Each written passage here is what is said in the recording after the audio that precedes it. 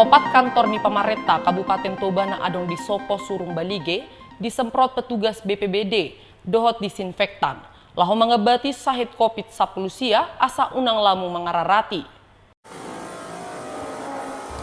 Di hari Rabu tanggal 21 Nasalpu disemprot petugas BPBD do opat kantor ni Pamareta dohot disinfektan.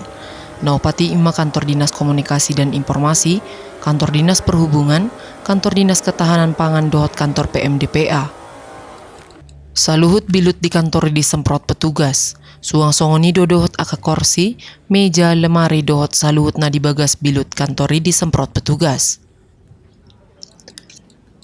Marhite hatorangan ni Kepala Dinas Komunikasi dan Informasi Amang Lalos Simanjuntak, pola do disemprot bilut ni kantori ala adong sahalak parkarejo di Dinas Ketahanan Pangan nahona COVID-19.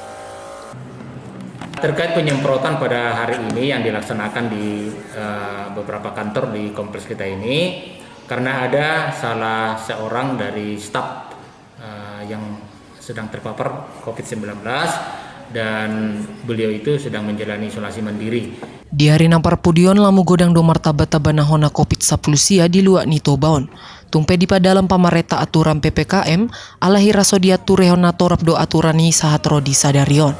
Sian Toba TV Mabaritahon.